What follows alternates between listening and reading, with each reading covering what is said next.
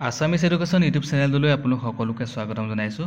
আজি আচলতে এইটো ভিডিঅ'ত আলোচনা কৰিম ল'ৰা ছোৱালী এইচএছত পাছ কৰা হায়াৰ ছেকেণ্ডেৰী ৰিজাল্টত পাছ কৰা যোনখিনি ল'ৰা ছোৱালী আছে তেওঁলোকে কিমান পাৰ্চেণ্ট পালে আচলতে এইবাৰ স্কুটি দিব আপোনালোকে গম পাইছে। ছোৱালীখিনিৰ কাৰণে আচলতে মুখ্যমন্ত্ৰী হিমন্ত বিশ্ব শৰ্মাদেৱে তেওঁ ক'লেই যে 60% পোৱা ছোৱালীখিনিয়ে এইবাৰ স্কুটি পাব। যোৱা বছৰৰ দৰে এইবছৰ দিব যোনখিনি ছোৱালী আছে, কিন্তু অহা বছৰৰ পৰা ছোৱালীখিনিৰ আচলতে পাৰ্চেণ্টেজ 75% কৰি দিব।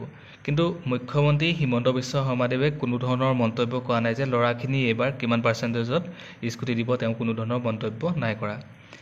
এইখিনিতে যদি চাই আপোনালোকে তেতিয়াহ'লে ল'ৰা ছোৱালী যদি সমান কৰিলে হয়, সমান পাৰ্চেণ্টেজ কৰিলে হয় ভাল হ'লহেঁতেন। কাৰণ ল'ৰা ছোৱালী সমানেই কষ্ট কৰিছে। আজিকালি ল'ৰা ছোৱালী বুলি কোনো কথা নাই, কাৰণ ল'ৰা ছোৱালী চবেই সমান হয়। সেইটো কাৰণে মই ভিডিঅ'টো আপোনালোকক বনাই দিছোঁ, আৰু আপোনালোকে আপোনালোকৰ মন্তব্যসমূহ কমেণ্ট কৰি জনাবলৈ নাপাহৰিব। আপোনালোকে কি ভাবিছে নিজৰ মন্তব্যসমূহ সকলোৱে কমেণ্ট কৰি জনাব। মই এইটো ভিডিঅ'ৰ যোগেদি আচলতে মুখ্যমন্ত্ৰী ডাঙৰীয়াক এটাই অনুৰোধ জনাব বিচাৰিছোঁ, তেওঁ যাতে ল'ৰা ছোৱালী যদি সমান কৰি দিলে হয় তেতিয়াহ'লে বেছি ভাল হ'লহেঁতেন। ঠিক আছে, আৰু এইখিনিয়ে কথা ক'বলগীয়া আছিলে ভিডিঅ'টোৰ যোগেদি। আৰু আপোনালোকে আকৌ নতুনকৈ এটা আপডেট আহিব, আপোনালোকে কেতিয়া আবেদন কৰিব পাৰিব স্কুটিৰ কাৰণে, কি ডকুমেণ্ট লাগিব।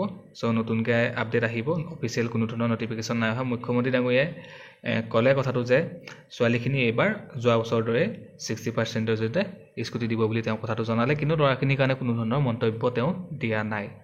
নতুনকৈ আকৌ আচলতে আপডেট আহিব, আপোনালোকে কোনো ধৰণৰ চিন্তা কৰি থ'ব নালাগে ল'ৰাসকলে। ল'ৰাসকলক আচলতে যোৱা বছৰ 75% পোৱাসকলক দিছিলে স্কুটি। এই বছৰো আচলতে সম্ভৱ 75%তে দিয়াৰ সম্ভাৱনা খুবেই বেছি। সেইটো কাৰণে ভিডিঅ'টো মই বনাই দিছোঁ, আৰু ল'ৰাখিনিয়ে কোনো ধৰণৰ চিন্তা কৰি থ'ব নালাগে। তোমালোকৰ সকলোৱে ভালেই হওক তাৰে কামনা কৰিছোঁ, আৰু তোমালোকে ভালদৰে পঢ়া শুনা কৰি আগবাঢ়ি যোৱা সেইটোৱে কামনা কৰিছোঁ। লাইফত যাতে ভাল এটা চাকৰি কৰি নিজৰ জীৱনটো ভালদৰে আগবাঢ়ি যাব পাৰা তাৰে কামনা কৰিছোঁ। ভিডিঅ'টো আপোনালোকে সকলোকে শ্বেয়াৰ কৰি দিব। আপোনালোকৰ মন্তব্যসমূহ কমেণ্ট কৰি জনাবলৈ নাপাহৰিব। ভিডিঅ'টো সকলোকে শ্বেয়াৰ কৰি দিব, লাইক এটা কৰিব, কমেণ্ট কৰিব নিজৰ মতামতসমূহ। ধন্যবাদ।